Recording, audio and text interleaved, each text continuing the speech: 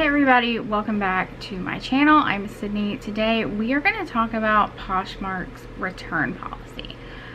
This is something that comes up frequently. I see it on Instagram all the time. I get questions about it, messages, emails. It's in my Facebook group. It's something that I feel like a lot of people do not understand, and it's very important that you understand Poshmark's return policy because it is very different than other selling platforms. So that is what we are going to talk about in today's video.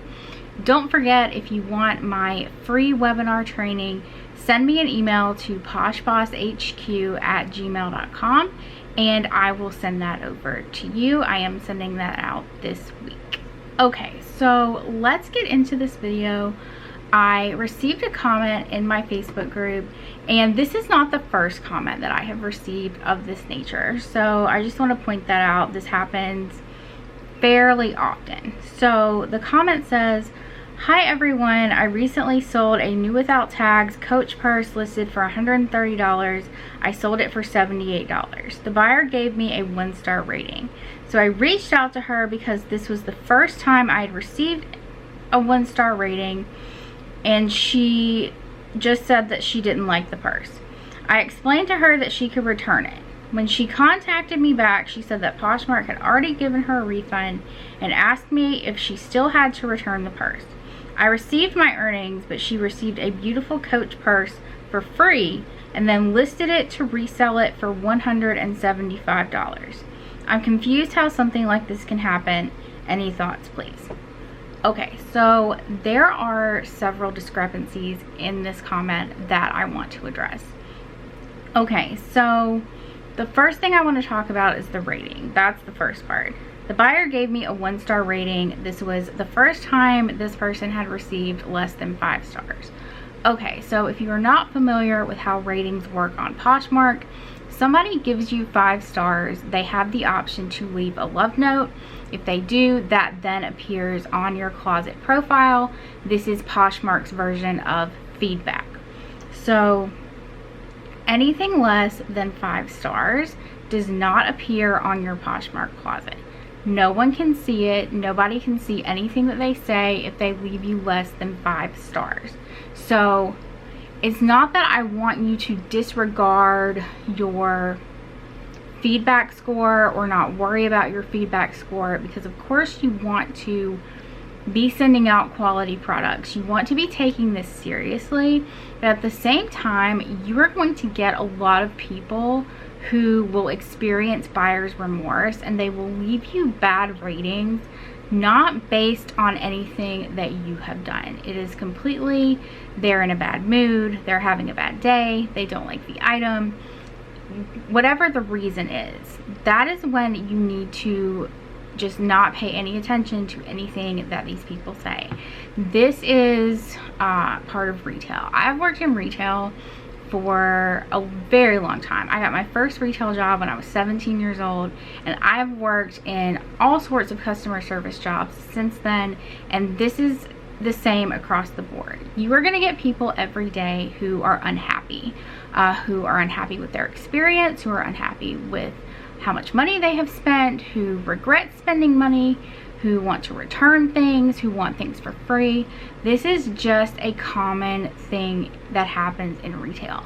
If you've never worked in a brick and mortar retail store, I can see how this kind of triggers a sort of panic mode if you get someone who is unhappy. So that's kind of the first thing that you have to stop doing. Is if you have a customer who is unhappy, the first thing you have to do is to stop panicking about it. If you get an email that someone has opened a case against you, I don't want you to panic about people opening cases against you, just because Poshmark is very good about handling these sorts of things. I've been selling on Poshmark for over 6 years, 7 years now. That's crazy. But you're just going to get people who will open cases. You're going to get people who try to get things for free. It's just something that's going to happen, and you have no control over that. So I want you to stop spending time worrying about things like that. I want you to stop panicking if somebody is upset with you. you know, people are going to get upset. If they spend money on something and they get it and it doesn't fit them, they're gonna get upset. So you just kind of have to let them be upset. A lot of times there's not really anything that you can say to make them not upset. So that goes into the next part of the comment. So I reached out to her because this was the first time I'd received less than 5 stars. She said she just didn't like the purse. Okay, so I'm just gonna tell you personally what I do. If I receive a rating from someone and it is less than 5 stars and it has no reason behind it, I ignore these people and I block them. That is what I do, because I feel like if they're going to give you less than 5 stars and not take the time to explain why, then it's probably just not that serious of a situation, and that is probably coming from a personal place where they are upset with something. You know, they're just kind of in a bad mood and taking it out on you, versus if they leave you less than 5 stars and they leave a reason why. If they leave a reason why, absolutely look at the reason why and, you know, kind of evaluate if those are things that you can work on. But if somebody leaves you less than 5 stars and they don't leave a reason, personally, I prefer not to poke the bears. So I rarely reach out to people who leave less than 5 stars.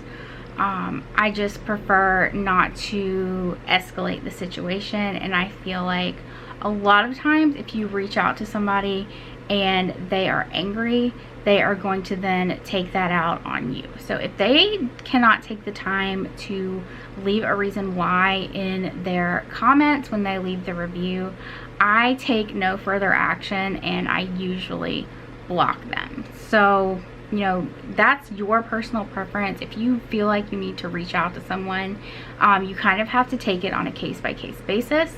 But I personally prefer just to kind of move on from it. Okay, so the next part of this is a little weird, where the customer says she said that Poshmark had already given her a refund and asked if she still had to return the purse. I feel like this is not a truthful statement coming from the customer, just because we know she received and accepted the item because she left a review for the item.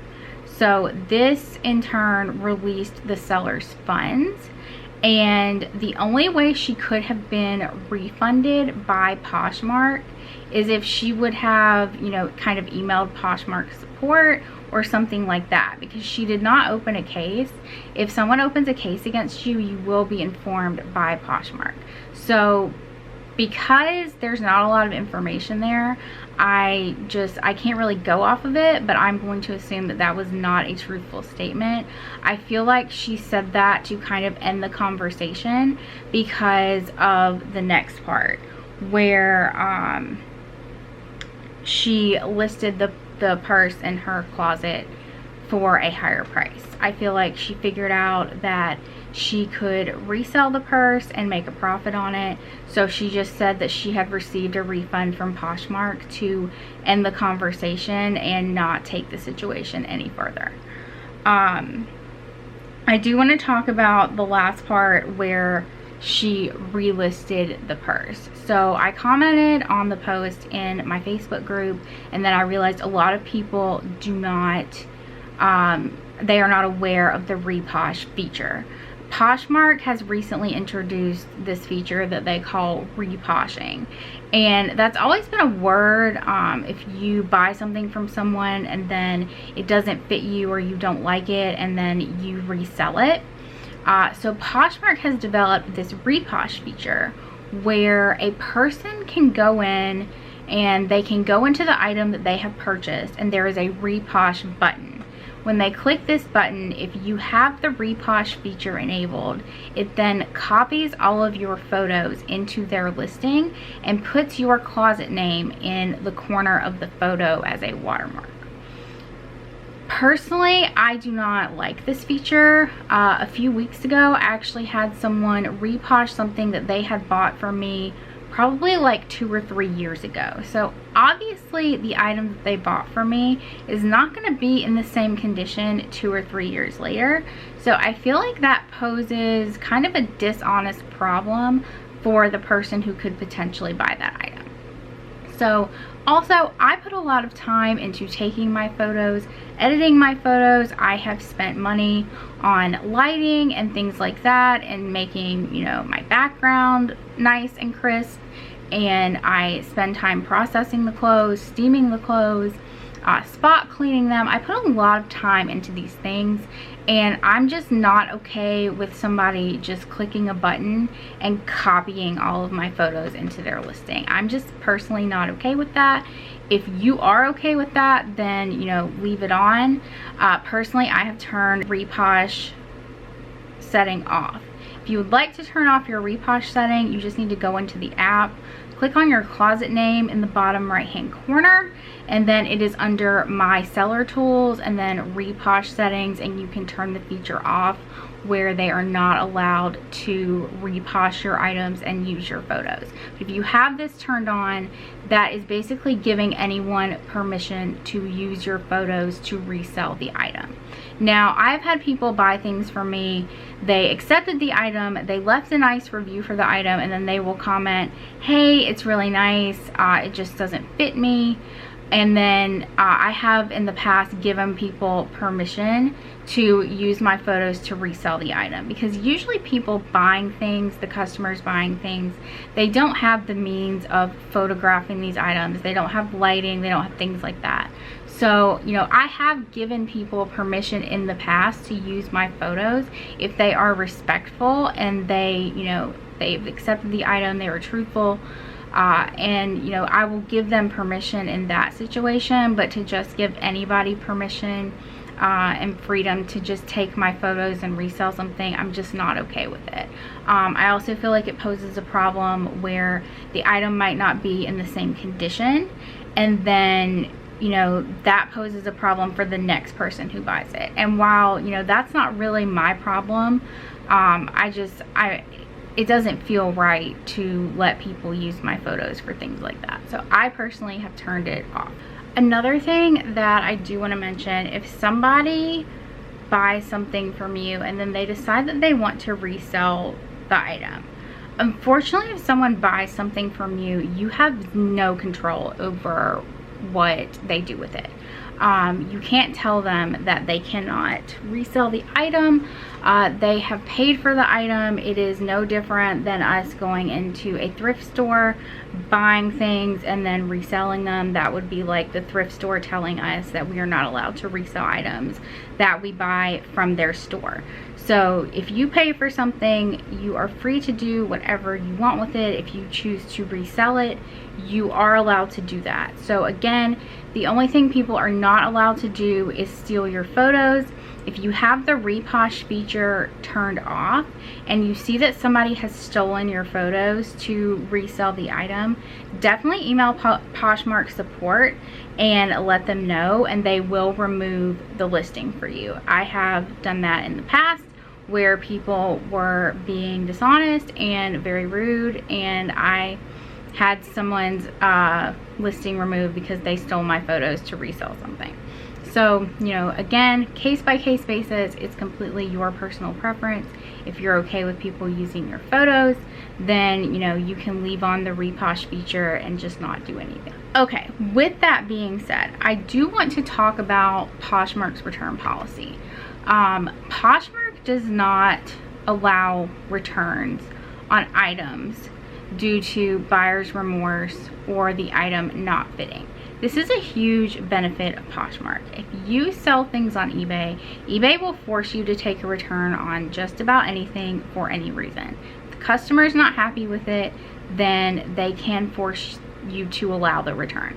So Poshmark, since the beginning, has set this policy in place that people are not allowed to return things for buyer's remorse or for fit, which I think is completely reasonable for, you know, mostly clothing, used items. I feel like a lot of the items that are sold on Poshmark are used items, and I don't feel that people should be allowed to return them unless the item has not been as described. So that's the only time that Poshmark will allow someone to return something, is if the item was not as described, if it's flawed, if something was not disclosed in the listing. That's when people are allowed to return things. So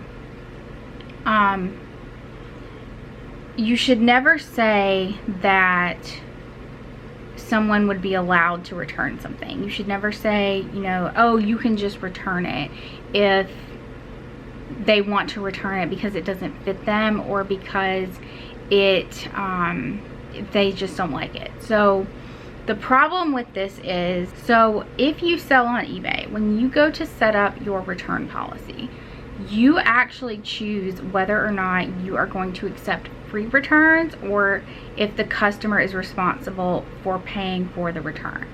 Poshmark does not have either of these options.